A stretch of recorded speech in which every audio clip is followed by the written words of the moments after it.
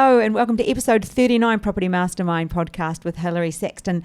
This week, developing to rent versus developing to sell promises to be a fabulously interesting episode with the amazing Bob Andersen. Jump on into episode 39 and hear what he's got to say.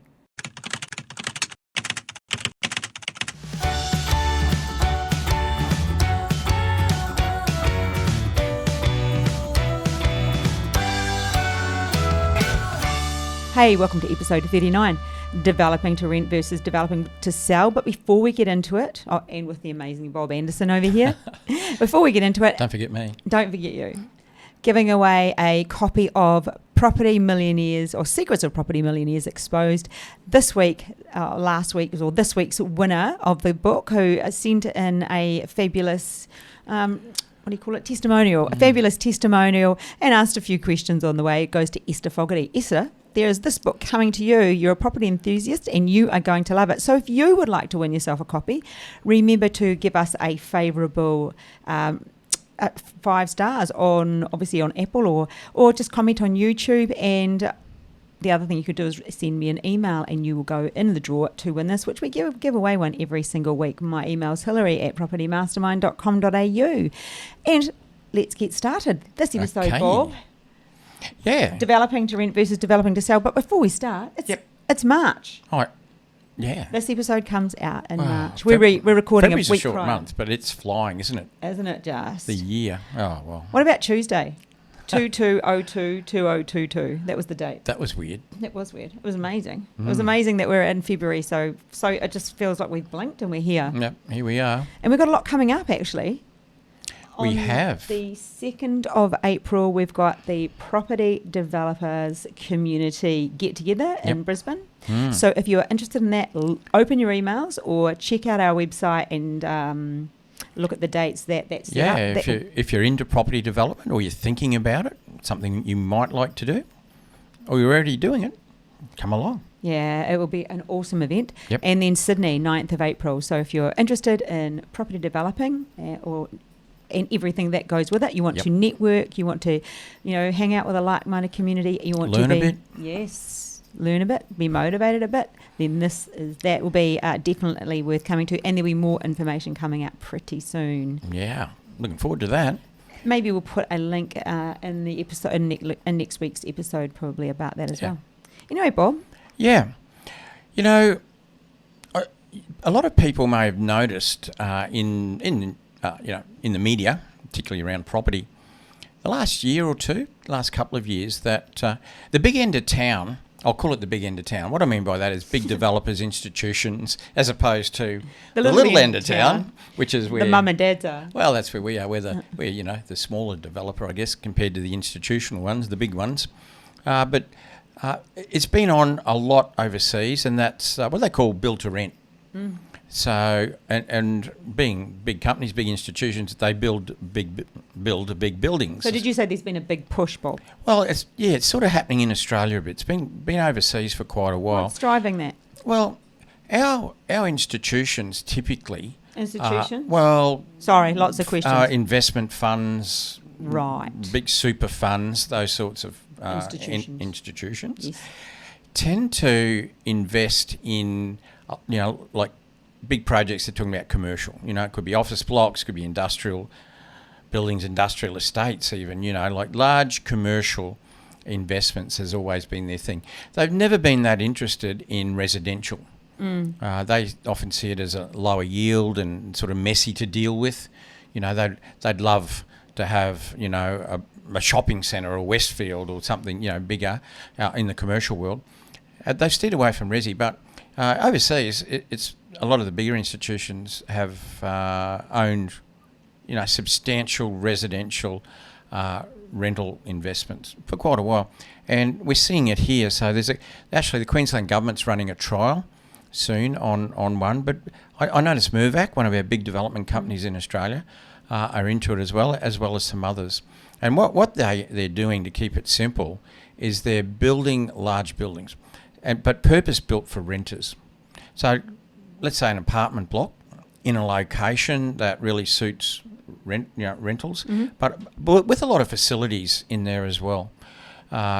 Different bedroom configurations, but theatres, pools, like really theatres. A lot. Remember we stayed at that place when we were travelling down to through New South Wales, and there was all that flooding, and we had to come back, and it was pretty much the only accommodation we could get, and it was very much a facility like that. It even had a daycare. It was in the Gold Coast. It had a daycare built level. Exactly. Okay. So they're doing more of that. So that's built to rent, and because they're big buildings, purpose designed for renters, the institutions have taken a bit of interest in it.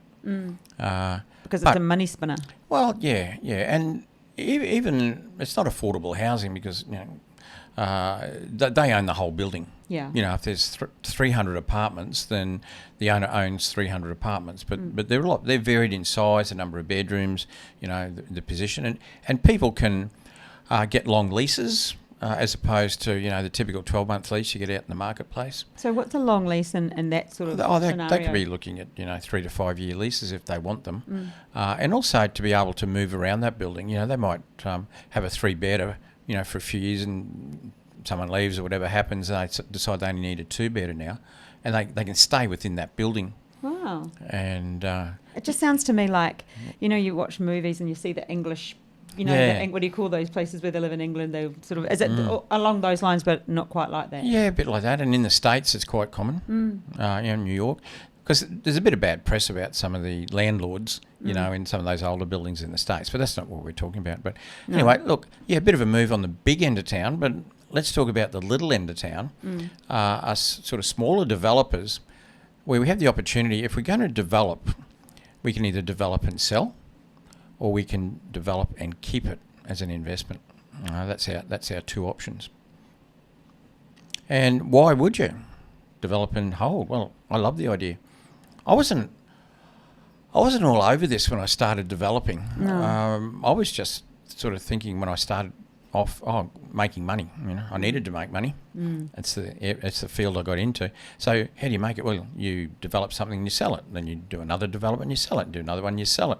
I never started to think about keeping some of the development for, 4 or 5 years probably. It's a lot of our mentoring students that we work with, because they're new, and it's more about creating that war chest. It is, in the beginning, for most people, it is more about do develop and sell rather than develop and keep. Yeah, and I think that's because a lot of people, when they start, they can be a bit short of capital. The equity that they need to put into a development. The bank will put most of it in, but you still need a chunk of equity. For people that are often short of that, do a couple of developments and sell them. Yeah, sure, you pay tax, but you can build up that sort of war chest that you were talking about. So typically, most of the people we do business with do sell their first few projects, and then they might start to keep one. They might do a 3-pack, keep one. Could be their third project. They keep one, sell two, And as time goes on, they can collect more. So there's some benefits of building your own rentals. Oh, absolutely. Well, never. I mean, I'd like to say developing your own rentals. Yeah. Well, you and I hate paying retail price. Yeah. Ooh, yuck. Oh, no. We like quality, but we like it on, So the normal investor pays retail price. They'll go out into the marketplace. They'll buy it off a developer direct, or they'll buy it through a real estate agent or whatever, but they're paying retail price. So obviously, as a developer, we create it at cost price. We get it a lot cheaper. So that's a really good thing. I mean, you want to put a number around it. Let's take something simple. Let's say we're building a few townhouses. It could be a duplex or a 3 or 4-pack, really doesn't matter. And let's say that the townhouse is worth $600,000 when we finish it, but it's going to cost us, even if the market doesn't move, even if the market's just dead set flat, doesn't move, it'll cost us about $500,000 to produce a $600,000 townhouse. That's a 20% margin. So that $100,000, it can go in a couple of ways. We could sell the townhouse and make $100,000 profit. Extract those funds. Extract them.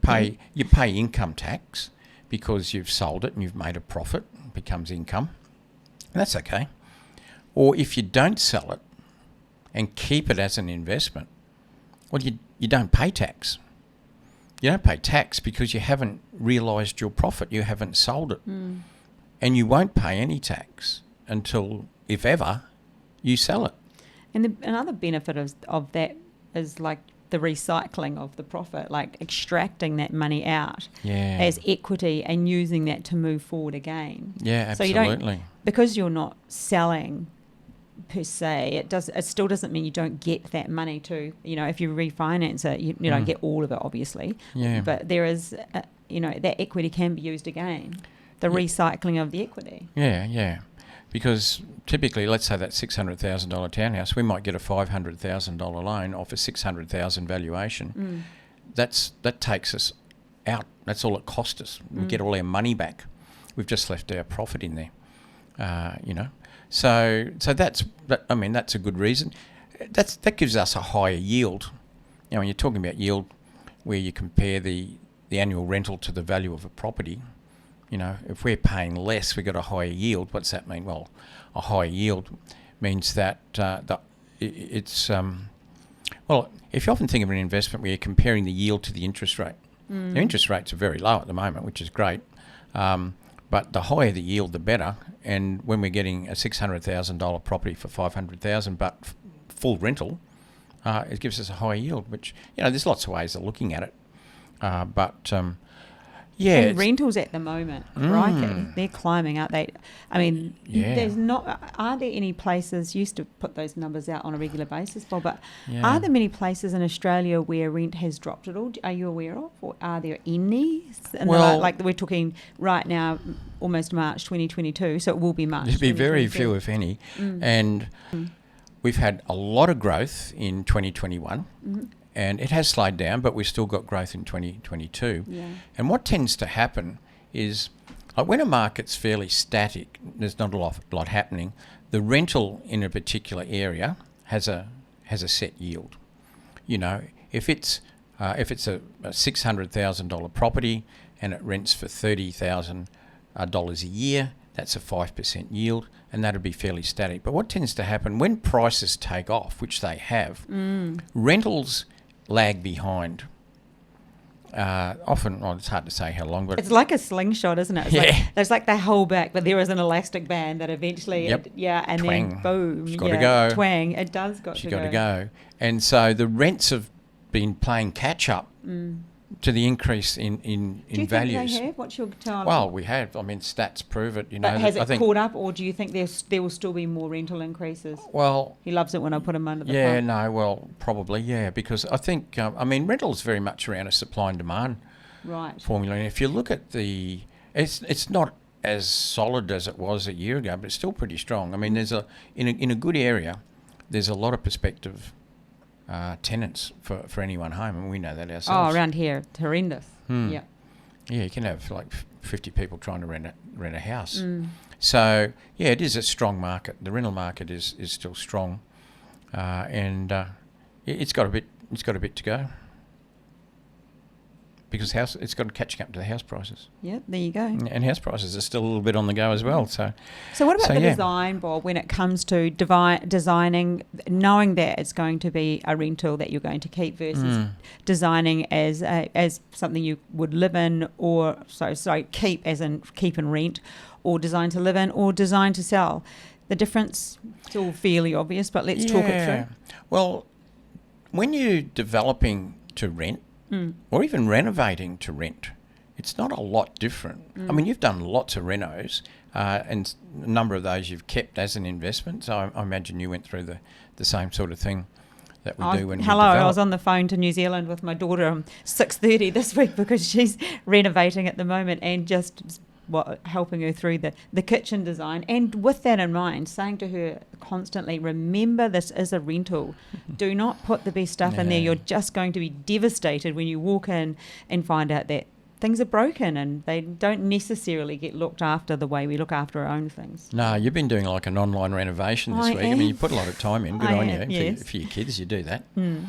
But hello, didn't you had a development conversation this week with one of yours? Yeah, one of my kids. I did this week, and then on, I think about next week I'm doing some work on my other son's house as well. So, and we only got finished painting one of my daughter's place. So we're all in there. Yeah. We're in there, boots and all. But So, yeah, look, tenants typically, it's not a slang at tenants, I guess, but they don't tend not to treat a property as kindly, and I'm generalising, as perhaps an owner-occupier would treat their own property. And that's probably a fair comment. Yeah, it doesn't mean they go out of the way to knock it about, but that tends to happen. And like flooring, that's an obvious one. In Queensland, a lot of our rental properties have tiled floors to all the living areas and just maybe carpet in the bedrooms. But if you were to put timber down, which is very popular with owner-occupiers, renters don't necessarily put pads under the furniture. They might come home late one night and forget to take the stiletto shoes off.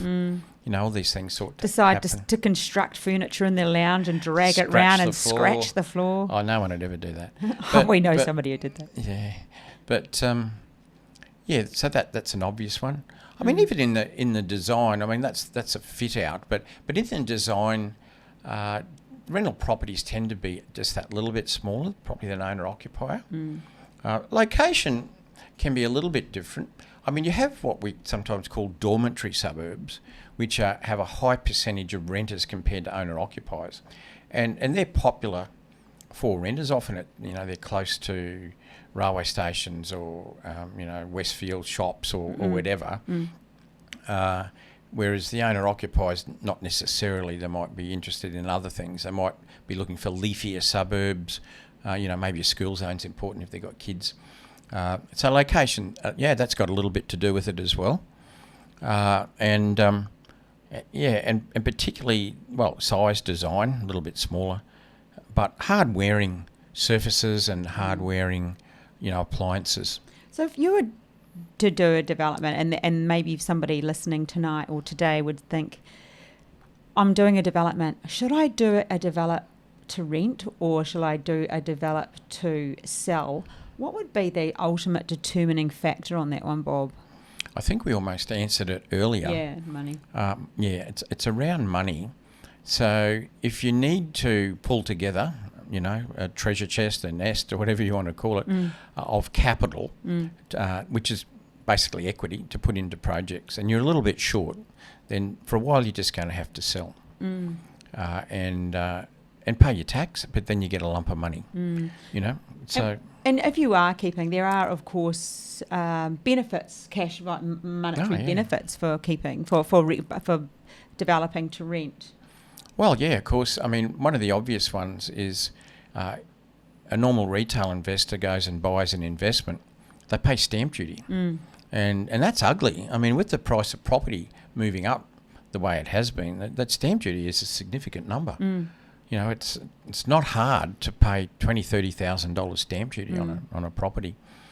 So when you develop and you hold it, you don't pay stamp duty because stamp duty is a duty on the transfer of title from one owner to another. Which brings us to a very important point. When you set up your structure, be very careful if you are going to keep a property, if you are going to keep it as a rental, how you set it up. Because if you have to transfer it into another name, then you will incur stamp duty. You will, and even potentially capital gain. Oh, right. It's a bit of a nightmare and you need to get some good advice, but just don't do it. No. So whatever entity you develop in will end up, it owns the land, it will therefore own the properties. And as long as that's the right entity for income, because that's what it'll be, it's an investment. As long as you know that up front, exactly what you just said, Hillary, get the right advice first on your structure and know what you want to do, know what your intention is. You get out of stamp duty because you don't have to pay it. It's not a transfer. So you said stamp duty, what was the other one again? It was... probably commissions. Commissions. Oh, of course, even real estate commissions. Well, I mean, they're not insignificant these days with the price of property. No. I mean, the stamp duty on a $1 million property varies a lot from state to state. Some states are really Which hard. is the worst state? I can't for remember. Stamp duty. Whether it was the ACT or I just can't remember. Victoria's up there too. I mean, they're all bad. Nobody likes paying stamp duty. But you could easily pay. I don't have it in New Zealand, though. There's no stamp duty. No stamp duty in New Zealand. Oh, you don't need a licence to drive a speedboat. You don't need lots of things. It's very in New casual. Zealand. It's a lot more casual over there. Everything. Yeah, walk up and down the street with a gun over your shoulder. There are no guns over there. So, stamp duty, save that. Commission, that could be, $15,000, $20,000 on an average property. And you said also capital gains tax. Well, yeah, that's important. So when you sell, it's a profit-making enterprise, and therefore you pay income tax. So that, it's okay. You have to make a profit before you pay tax. Better than making no profit.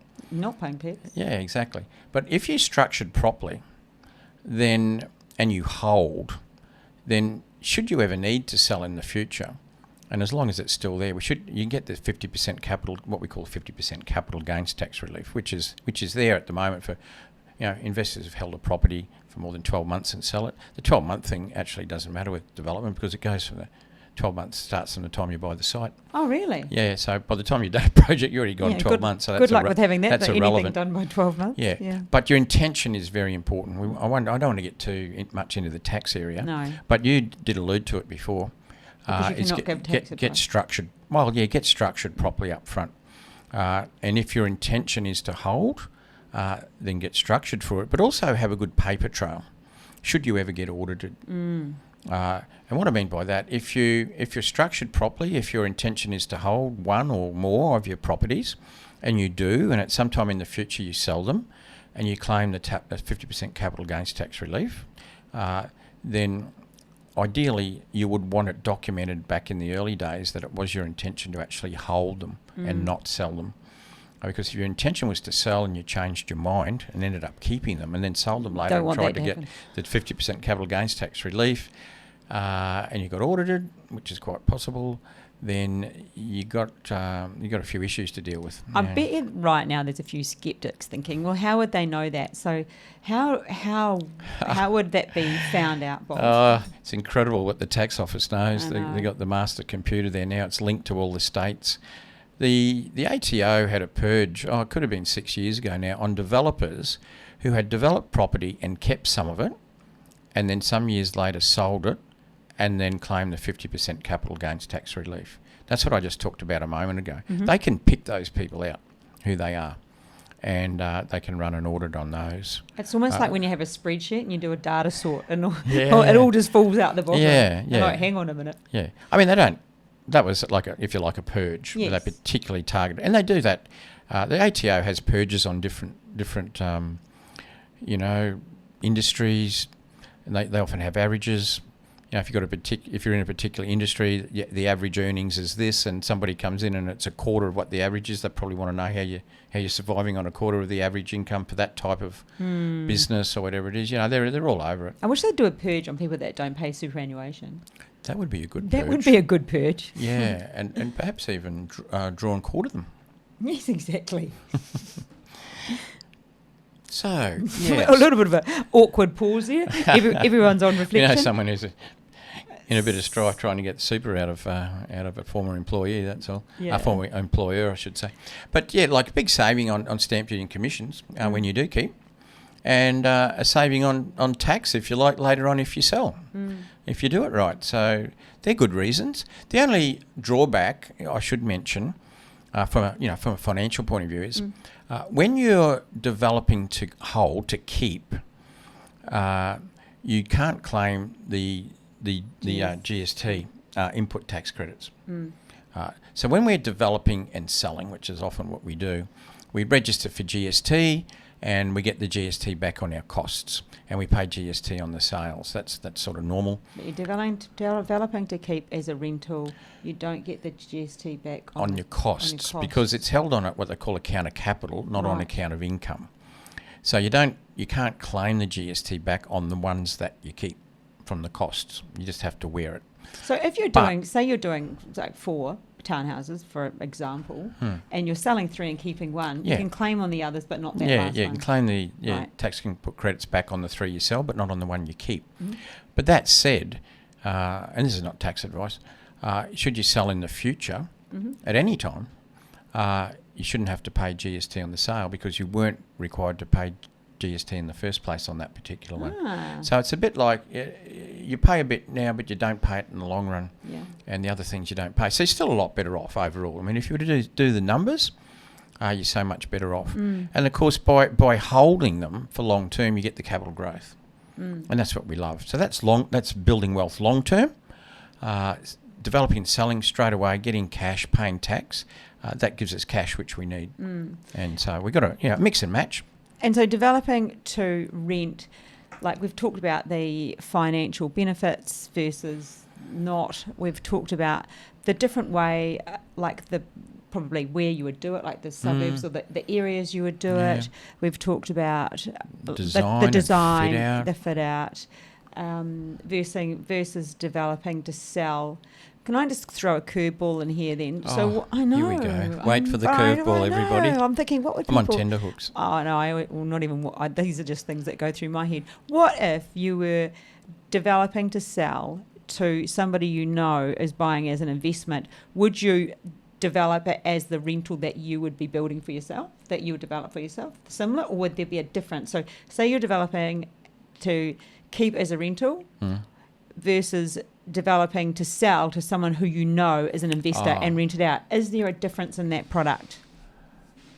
They're both developed to sell to renters, aren't they? Yeah. Yeah, no, not really. Or you're going to keep one to rent yourself? Yeah, no. But because it's yours, you'd put something a little bit nicer in, or you wouldn't? No, whatever's best for the rental market. I mean, my whole design and fixtures and fittings from day one would be targeted at renters. There is something I should make clear, though, is that developing for investors or developing to sell to owner-occupiers even, they're not mutually exclusive. In other words, most of my developments have been targeted at investors, probably 75% of what I've developed in my life, but still owner-occupiers buy them. So, yeah, sure, we might design slightly different, maybe a little bit smaller, some of the fixtures and fittings are a little bit different, but generally they appeal to the market in that location anyway. So, yeah. I mean, that's all part of due diligence, isn't it? Finding out what's selling in what particular market. You don't create something that's not required. So no. Yeah. And you just sparked something in my mind. Right back at the beginning when you're looking at, designing and what you want, if you're targeting to sell to renters, it's a good idea to talk to some of the rental agents in the area. Now, as developers, we often talk to sales agents, who sell the properties and ask them about all sorts of questions about the buyers and what they want. But we should ask the rental agents about the tenants and what they want in that area. And that should then form part of our, our design philosophy, perhaps. Well, even like I'm actually developing to rent right now, but as NDIS, so my design is completely next level. It's designed for wheelchairs, heavy compliance, heavy because we're doing level 4. It's just so it's completely designed for what that tenant requires. Yeah, very much so in that case. I mean, that's taking the extreme. It is extreme. Yeah, but it fits the scenario. But that's basically regulated, even the sort of compliance in that particular development. So that's the great thing about property development. We can develop and sell. We get a great chunk of cash, or we pay some tax on it. But we need money. We need money to do all sorts of things. And the ones we keep, that builds our long-term wealth. And that's ones we keep. But then the ones we sell to investors, well, once again, that's, we're selling to investors or we're selling to owner-occupiers. So either way, but the ones we keep, that's long-term wealth. Hey, Bob, thank you. I think we've nailed it. I think developing to rent versus developing to sell, great episode. Few insights there. Bit of information about benefits and probably some information around structure and money and bit of everything in there. Property development's multifaceted. It is. Finance and structure are important, and our target market too. So we hope you enjoyed that. Thank you so much for listening. Remember, you can find us on Spotify, Apple, and we're on YouTube if you need to see our mugs. Our lovely faces, I should say. Remember, if you'd like to win a copy of The Property Millionaires Exposed, this book here, to email or put a favourable comment down. But if you have a topic you're particularly interested in, feel free to let me know and we'll consider that as a topic for the week. And I think that's it. Oh, no, before I go, remember April 2nd and 9th, the first of our property development community get-togethers. April 2nd is Brisbane, April 9th is Sydney. Look out for more information on that. You will not want to miss it. It will be amazing. Okay? Great. All Sounds right. like a wrap. We will catch you next week. Bye. Bye.